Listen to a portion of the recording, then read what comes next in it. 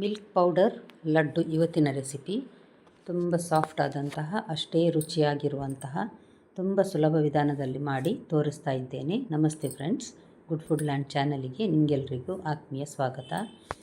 ಮಾರ್ಕೆಟಲ್ಲಿ ಸಿಗುವಂತಹ ಕೋವಾದ ಈ ರೀತಿಯ ಲಡ್ಡು ಮನೆಯಲ್ಲಿಯೇ ಸುಲಭ ವಿಧಾನದಲ್ಲಿ ಮಾಡಬಹುದು. ಸರಿ, ಹಾಗಾದರೆ ಹೇಗೆ ಮಾಡುವುದೆಂದು ನೋಡುವ.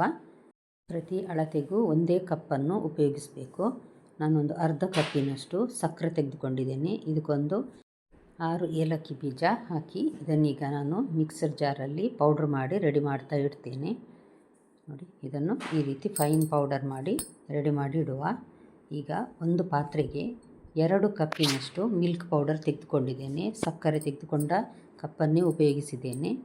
2 ಕಪ್ ಮಿಲ್ಕ್ ಪೌಡರ್, ಇದಕ್ಕೆ 1 ಕಪ್ಪಿನಷ್ಟು ಹಾಲು ಹಾಕಿ ಇದನ್ನು ಗಂಟಿಲ್ಲದಂತೆ ಚೆನ್ನಾಗಿ ಮಿಕ್ಸ್ ಮಾಡಬೇಕು. ಇದನ್ನು ಗಂಟಿರದಷ್ಟು ಚೆನ್ನಾಗಿ ಸಾಧಾರಣ ಒಂದು 6-7 ನಿಮಿಷ ಇದೇ ರೀತಿ ಚೆನ್ನಾಗಿ ಮಿಕ್ಸ್ ಮಾಡಬೇಕಿದು. ನೀವಿನ್ನೂ ನನ್ನ ಚಾನಲನ್ನು ಸಬ್ಸ್ಕ್ರೈಬ್ ಮಾಡಿಲ್ಲ ಅಂದರೆ ದಯವಿಟ್ಟು ಸಬ್ಸ್ಕ್ರೈಬ್ ಮಾಡಿ. ಇಷ್ಟ ತನಕ ಸಬ್ಸ್ಕ್ರೈಬ್ ಮಾಡಿದ ಎಲ್ರಿಗೂ ಧನ್ಯವಾದ. ಹಾಗೂ ನಿಮ್ಗೆ ಇಷ್ಟ ಆದರೆ ಈ ರೆಸಿಪಿ ಲೈಕ್ ಬಟನನ್ನು ಪ್ರೆಸ್ ಮಾಡಿ ಮತ್ತು ಫ್ಯಾಮಿಲಿ ಫ್ರೆಂಡ್ಸಿಗೆ ಶೇರ್ ಮಾಡೋದನ್ನು ಮರಿಬೇಡಿ. ನೋಡಿ, ಈ ರೀತಿ ಸ್ವಲ್ಪ ಗಂಟಿದ್ರೆ ತೊಂದರೆ ಇಲ್ಲ. ಇದು ಮಿಕ್ಸ್ ಮಾಡುವಾಗ ನಾವು ಕರಗ್ತದೆ ಅದು. ಆದರೆ ಸರಿ ಒಂದು 6-7 ನಿಮಿಷ ಚೆನ್ನಾಗಿ ಅದನ್ನು ಮಿಕ್ಸ್ ಮಾಡಬೇಕು. ಈಗ ನೋಡಿ, 2 ಟೇಬಲ್ ಸ್ಪೂನ್ನಷ್ಟು ಇಲ್ಲಿ ನಾನು ನಾನ್ ಸ್ಟಿಕ್ ಪ್ಯಾನಿಗೆ ತುಪ್ಪ ಹಾಕಿದ್ದೇನೆ. ಕಬ್ಬಿಣದ ಕಡಾಯಿ ಇದ್ದರೆ ಅದರಲ್ಲಿ ಸಹ ಮಾಡ್ಬೋದು. ತುಪ್ಪ ಕರಗಿದ ಕೂಡಲೇ ಇದನ್ನು ಹಾಕಿದರೆ ಆಯಿತು. ಮಿಲ್ಕ್ ಪೌಡರ್ನ ಮಿಕ್ಸರ್ ತೀರಾ ಲೋ ಫ್ಲೇಮ್ ಅಂದರೆ ತುಂಬ ಸಣ್ಣ ಉರಿಯಲ್ಲಿ ಇದನ್ನು ಕುದಿಸಲಿಕ್ಕಿದೆ. ಕೈ ಬಿಡದೆ ಕಂಟಿನ್ಯೂಸ್ಲಿ ನಾವು ಇದನ್ನು ತಿರುಗಿಸಬೇಕು. ಯಾಕಂದರೆ ತಳ ಹಿಡಿಬಾರ್ದು. ತಳ ಹಿಡಿದ ಕೂಡಲೇ ಅಲ್ಲಲ್ಲಿ ಬಣ್ಣ ಬದಲಾಗ್ತದೆ. ಇಲ್ಲಿ ಕಪ್ಪು ಬಂದರೆ ಚೆನ್ನಾಗಿ ಕಾಣೋದಿಲ್ಲ, ಬಿಳಿ ಆಗಿರ್ತದೆ. ಕೈ ಬಿಡದೆ ನಾವು ಈ ರೀತಿ ತಿರುಗಿಸ್ತಾ ಇರಬೇಕು. ಅಂದರೆ ಸ್ವಲ್ಪನೇ ಗಟ್ಟಿ ಆಗ್ತಾ ಬರ್ತದೆ. ಈಗ ನೋಡಿ, ಸ್ವಲ್ಪನೇ ಗಟ್ಟಿ ಆಗ್ತಾ ಇದೆ. ನೋಡಿ, ಈಗ ಎಷ್ಟು ನೀರಿದೆ ನೋಡಿ. ಇನ್ನೊಂದು ಸಾಧಾರಣ ಒಂದು 6-7 ನಿಮಿಷ ಅಷ್ಟೊತ್ತಿಗೆ ಇದು ಗಟ್ಟಿ ಆಗ್ತಾ ಬರ್ತದೆ. ನೋಡಿ, ಈ ರೀತಿ ಗಟ್ಟಿಯಾಗಿದೆ ನೋಡಿ. ಇನ್ನೂ ಸ್ವಲ್ಪ ಹೊತ್ತು ಮಾಡ್ತಾ ಇದ್ದರೆ ಗಟ್ಟಿ ಆಗ್ತದೆ. ಈ ರೀತಿ ತಳ ಬಿಡಬೇಕು. ಅಂದರೆ ಕಂಪ್ಲೀಟ್ ಪ್ಯಾನಿಂದ ಇದು ಒಂದು ಮುದ್ದೆ ರೀತಿ ಬರಬೇಕು. ಎಲ್ಲಿಯೂ ಪ್ಯಾನಲ್ಲಿ ಅಂಟಿ ಇರಬಾರ್ದು. ಅಷ್ಟರವರೆಗೆ ನಾವು ಇದನ್ನು ಮಾಡಬೇಕು. ಸಾಧಾರಣ ಒಂದು ಮುದ್ದೆ ರೀತಿ ಬರ್ತದೆ ನೋಡಿ. ಈಗೆಲ್ಲ ಪ್ಯಾನನ್ನು ಬಿಟ್ಟು ಕೊಟ್ಟಿದೆ ನೋಡಿ. ಈ ರೀತಿ ಮಗುಚುವಾಗ ಒಂದು ಮುದ್ದೆ ರೀತಿ ಬರ್ತಾ ಇದೆ. ಇನ್ನೊಂದು ಸ್ವಲ್ಪ 1-2 ನಿಮಿಷ ಮಾಡಿದರೆ ಅಲ್ಲಿಗೆ ರೆಡಿ ಆಯಿತು. ಸ್ವಲ್ಪ ಇದು ಅಂಟ್ತಾ ಇದೆ ನೋಡಿ.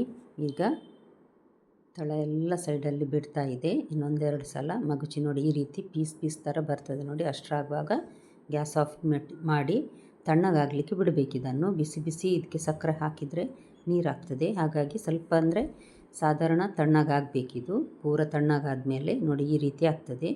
ರೆಡಿಮೇಡ್ ಕೋವಾ ಮಾರ್ಕೆಟಲ್ಲಿ ಸಿಗ್ತದೆ ನೋಡಿ.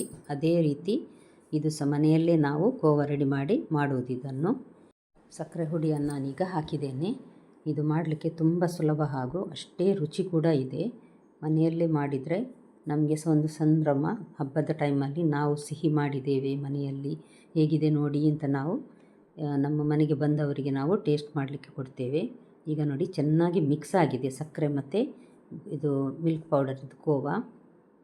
ನಮಗೆ ಲಡ್ಡು ಎಷ್ಟು ದೊಡ್ಡದು ಬೇಕು ನೋಡಿ, ಅಷ್ಟು ದೊಡ್ಡದು ನಾವೀಗ ಇದನ್ನು ಲಡ್ಡು ಮಾಡುವ. ನಾನು ತುಂಬ ದೊಡ್ಡ ಲಡ್ಡು ಮಾಡ್ತಾ ಇಲ್ಲ, ಲಡ್ಡು ಮಾಡ್ತಾ ಇದ್ದೇನೆ ನೋಡಿ. ಈ ರೀತಿ ಸ್ವಲ್ಪ ಕೈಗೆ ತುಪ್ಪ ಹಚ್ಚಿ ಮಾಡಿದರೆ ಸ್ವಲ್ಪ ಅಂಟುವುದಿಲ್ಲ ಜಾಸ್ತಿ. ಅದಕ್ಕೋಸ್ಕರ ಸ್ವಲ್ಪ ತುಪ್ಪ ಹಚ್ಚಬೇಕು ನೋಡಿ. ಲಡ್ಡು ರೆಡಿ ಆಯ್ತು ನೋಡಿ. ನಾನೊಂದು ಸಣ್ಣ ಮಧ್ಯಮ ಗಾತ್ರದ ಲಡ್ಡು ಮಾಡ್ತಾ ಇದ್ದೇನೆ. ಈಗ ಇನ್ನೊಂದು ರೀತಿ ತೋರಿಸ್ತಾ ಇದ್ದೇನೆ ನೋಡಿ. ಚೆನ್ನಾಗಿ ಕೆಲವು ಸಲ ರೌಂಡ್ ಬರುವುದಿಲ್ಲ. ಆಗ ನಾವು ಈ ರೀತಿ ರೌಂಡ್ ಮಾಡಿ ನಂತರ 2 ಬೆರಳಿನ ನಡುವೆ ಹೇಗೆ ಇದಕ್ಕೆ ರೌಂಡ್ ಶೇಪ್ ಕೊಡ್ತೇವೆ ಅಂತ ತೋರಿಸ್ತಾ ಇದ್ದೇನೆ ನೋಡಿ. ಇದೇ ರೀತಿ ಲಡ್ಡು ಮಾಡಿ ಕೊನೆಗೆ ಹೆಬ್ಬೆರಳು ಮತ್ತು ಬೆರಳಿನ ನಡುವೆ ನೋಡಿ ಈ ರೀತಿ ತಿರುಗಿಸಿ ಮಾಡಿದರೆ ಲಡ್ಡು ರೆಡಿ ಆಯಿತು. ಖಂಡಿತ ನಿಮಗೆ ಇವತ್ತು ಇಷ್ಟ ಆಗಿರ್ಬೋದು. ದಯವಿಟ್ಟು ಲೈಕ್ ಬಟನನ್ನು ಪ್ರೆಸ್ ಮಾಡಿ. ಇದು ಖಾಲಿ ಬಿಳಿ ಕಾಣ್ತದೆ ನೋಡಿ. ಅದಕ್ಕೋಸ್ಕರ ನಾನಿಲ್ಲಿ ಸ್ವಲ್ಪ ಕೇಸರಿ ಕಲರನ್ನು ನೀರಲ್ಲಿ ಕರಗಿಸಿ ನೋಡಿ ಈ ರೀತಿ ಹಚ್ಚಿದ್ದೇನೆ. ಮತ್ತೊಂದು ಸಣ್ಣ ಬಾದಾಮಿ ಕಟ್ ಮಾಡಿ ಹಾಕಿದ್ದೇನೆ. ಪಿಸ್ತಾ, ಬಾದಾಮಿ ಏನು ಸಹ ಡ್ರೈ ಫ್ರೂಟ್ಸ್ ಇದಕ್ಕೆ ಹಾಕ್ಬೋದು. ನೋಡಲಿಕ್ಕೆ ಚೆಂದ ಕಾಣ್ತದೆ ಅಂತ ಈ ರೀತಿ ಹಾಕಿದ್ದೇನೆ. ನೋಡಿದ್ರಲ್ಲ ಫ್ರೆಂಡ್ಸ್, ಮಿಲ್ಕ್ ಪೌಡರ್ ಲಡ್ಡು ಎಷ್ಟು ಸುಲಭವಾಗಿ ಮಾಡಿದ್ದೇನೆಂದು. ನೀವು ಸಹ ಮನೆಯಲ್ಲಿ ಖಂಡಿತ ಟ್ರೈ ಮಾಡಿ. ಇದರ ಹಿಂದಿನ ವಿಡಿಯೋ ನಾನು ಇಲ್ಲಿ ಬಾಳೆಹಣ್ಣಿನ ಹಲ್ವಾ ಮಾಡಿ ತೋರಿಸಿದ್ದೇನೆ, ದಯವಿಟ್ಟು ಅದನ್ನು ಸಹ ನೋಡಿ. ನಾಳೆ ಇನ್ನೊಂದು ಹೊಸ ರೆಸಿಪಿಯೊಂದಿಗೆ ಮತ್ತೆ ನಿಮ್ಮನ್ನು ಭೇಟಿಯಾಗ್ತೇನೆ. ನೋಡಿದ ಎಲ್ಲ ವೀಕ್ಷಕರಿಗೆ ಧನ್ಯವಾದ.